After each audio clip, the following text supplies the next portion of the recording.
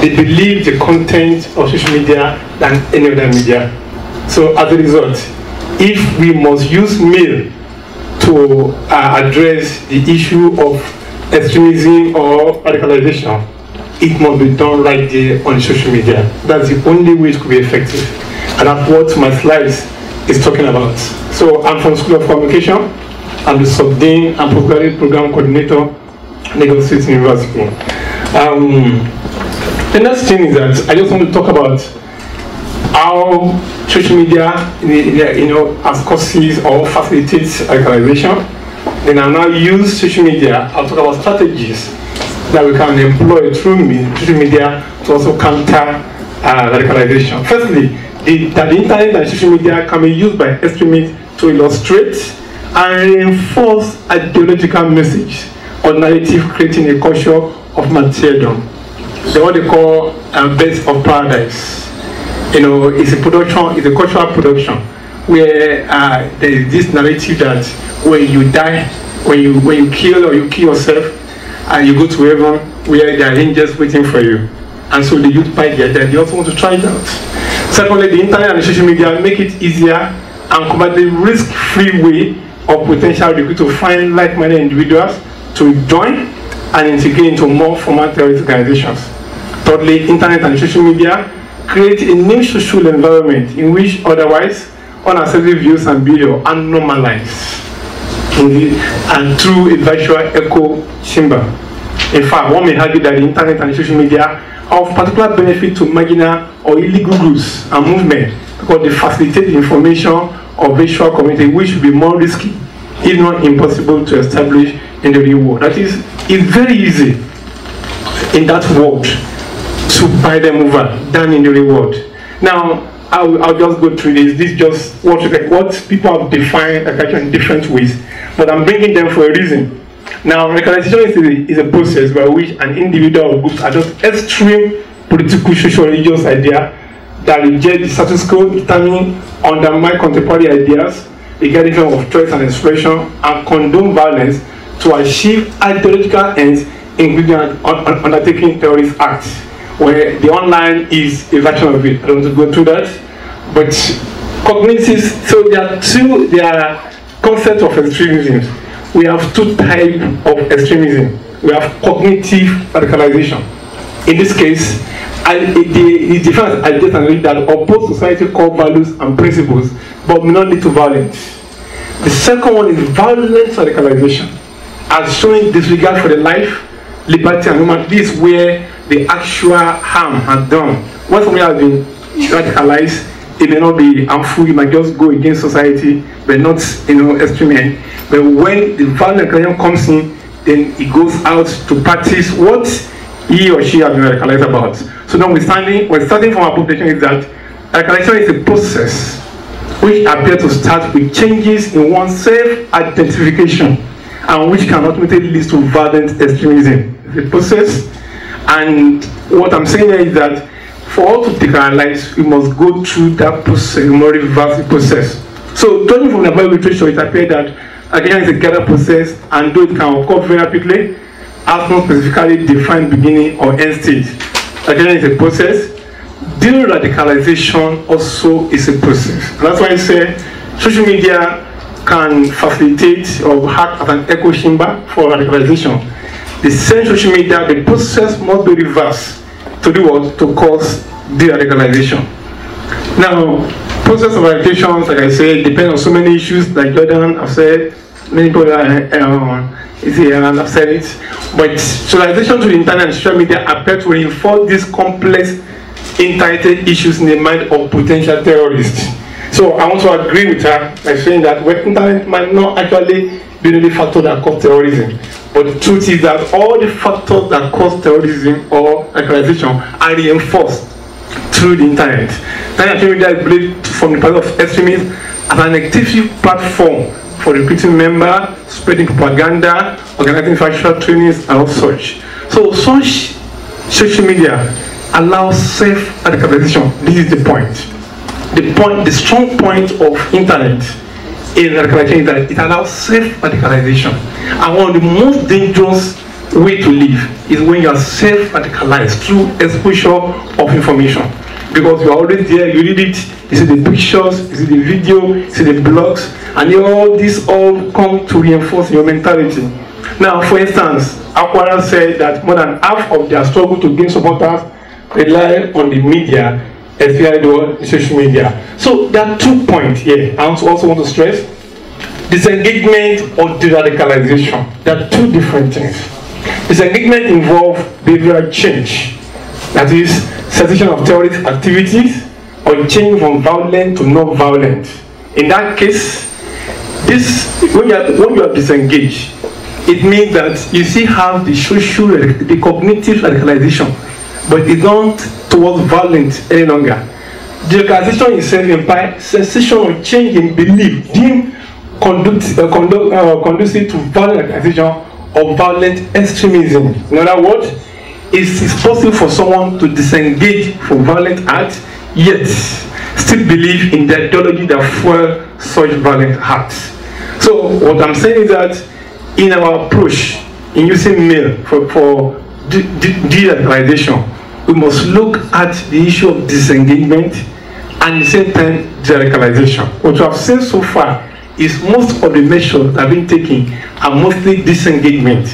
They don't go far towards to de-radicalization. So this education program is where we can achieve both disengagement and what this de-radicalization. Now, the radicalization from the part of this education program, it means that 1, we have to take 2 approaches: proactive, to reduce the demand for radicalization and bring of terrorist activity on the net, and reactive, to put in measures to radicalize already radicalized youth. How? Reducing the number of active terrorists. These are measures. Reactive. Reducing violence and victimization. Proactive. Reorientating ideological views and attitude of the participant. Proactive. Resocializing ex-members back to a normal life. Reactive. Acquiring intelligence, evidence, and witnesses in court cases. Proactive case. Now, let's now see how it works. What are the environments which you look out for? Like somebody said, mapping. How do you know if somebody is getting radicalized? And what measures to take? Now, there are stages. What you should look out for is the environment that are likely to spawn violent extremism and sympathetic supporters. Let me give you an example. When there was bombing in France, a part of Belgium, there was this part of Belgium that was rejoicing. That shows that there's a link between those two. And not after that, the same attack happened in Belgium. So if that environment has been mapped out and you have seen sympathetic supporters, that have been called. The type of grievances that predispose individuals to join and support violent extreme organizations. The way in which ideologies, media, messages, and narratives are used to instigate, radicalize, mobilize, indoctrinate, inform, or de-radicalize. We need to watch that. The social dynamics, capabilities, and resources of organizations that are violent or are likely to become violent, and their relationship with competitors for attention or resources. We should watch that also. The underlying motivation of individuals, whether living, someone say hunger, probably, status, probably, identity, or truth seeking. There are some people that they are radicalized not because they feel hunger or they just want to enjoy what's happening. They've watched the video how to make bomb, how to kill the enemies, so let me just go and practice it. That's just it. That's true. And we have many youths who are doing that. So these are the indicators which you watch out for. Now, quickly enough, all this will not work. They said it. How do we tackle this online? Restriction will not work. Tracking or monitoring will not work because it's against user privacy and human rights. Restricting freedom will not work because it's infringing on freedom of expression. Censorship and waiver will not work because it's against media pluralism and the activity in the virtual market of ideas. So what do? We need to come out with a better targeting. Like I've given the map, the environment that you must map. I've told you that there's a difference between disengagement and de-radicalization. Actually, there's a difference between cognitive radicalization and extreme violence. Now, we need to do better targeting. We need to have a tactical response, and we need to engage in interaction, and we have to measure what we are doing. All must be done where? On the net. Now, quickly, okay, so how do we target? How do we make a good targeting? We must activate virtual marketplace. The marketplace, according to Machiavelli, errors of opinion should be accepted where reason is left to combat it. The problem we are having right now is that the terrorists have so much information. They enjoy what I call information superiority.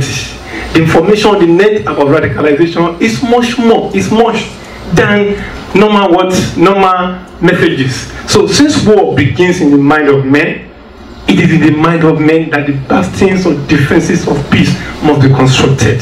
And I have to say, since war started from online media, as an Ekoshimba, it's from the same online media, the same social media that must be used to counter it. And it's all about information processing, about mindset, about mind making, which based on information consumption, exposure to information. So the rationale and the rationale of speech, the nature of the marketplace of ideas, and it's believed that truth will always prevail as far as falsehood and truth are not to compete. They must compete. Now, fast enough. So how do we promote information superiority? That's what we should do. How to load the information. As of today, like I said, they are ahead in terms of online literature and multimedia materials on the net, but we don't have to do inform and influence collaborations. We will have to explain programs that create awareness and spread information about online. We have to have politics of inclusion. I don't have time to explain all this.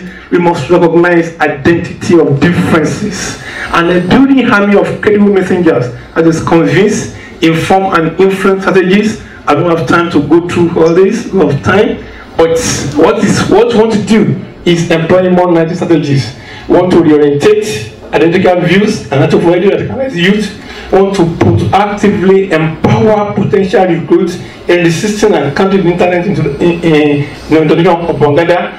We want to seek means to use media as a means to mold your people's identity against external motive of the terrorists. And we do this through what? By demystifying the terrorist message, by deconstructing it, by discrediting it, by legitimating it, and by self-radicalization. And they will do all this through what? Through communication, collaboration, and what? And convincing them. Quickly enough. So how do you do about this counter messaging strategy? So all I'm asking is that we use counter messaging in the mail. We have digital literacy, digital disruption, alternative narratives, counter narrative, cyber intercultural dialogue, and then counter implementation is that it could be used to mock, ridicule, undermine a bit of extremist messengers. Sometimes it could highlight how extremist activities are impacting negatively. These are all counter messages and run out of time. So digital literacies, what it's supposed to do? Propaganda techniques. At least it teaches young ones how to stop the use of propaganda taken by extremists, source verification, at least how to access the variety and reliability of information online, choice architecture, developing an understanding of the architecture and functionality of the internet, and then it must emphasize functional literacy, it must emphasize critical literacy, and then digital disruption. This is about developing serious game simulations on key aspects of youth intervention, developing a training pack. It's designed on the basis of disrupting the ideological intention of the terrorist digital content by developing an interactive multimedia simulation. It's based on ladder of participation. Alternative narratives. This is to silence the majority against the team by fostering solidarity, common shares and value, to forge a central ground narrative on religion and faith. Example of this is My Jihad. My Jihad tried to nullify what negative aspect of jihad and reinforce the truth version of jihad. Counter-narrative must have the reach for it to be effective, it must be frequency, and it must have the salience. I have just 2 more slides. Counter-narratives. This is what counter-narratives will do: raise the profile, emphasize outside groups and community society, the science of audience segmentation. Then, look, first enough, counter messaging's aim. What is the aim of counter messaging? So what I've been saying so far is that we want to have a male approach of counter messages on the net, and it will do what? it will deconstruct, delegitimize, discredit, de-emphasize, demystify the propaganda, and it will erode the intellectual framework, the ideology of other extremists, and then the primary aim is to see seed of doubt among at-risk audience and constantly are based on the fundamental principle of what ideological and what psychological world. One more slide, and this is the model. We must have agenda setting. We must set the agenda on the net. We must have made the diversion of the innovations. Whatever innovation we're having, we must have media effect, designing the multimedia package, and we must have ML executor, what I call social cognition, and then we have me evaluator and self-posting. Thank you, ladies and gentlemen.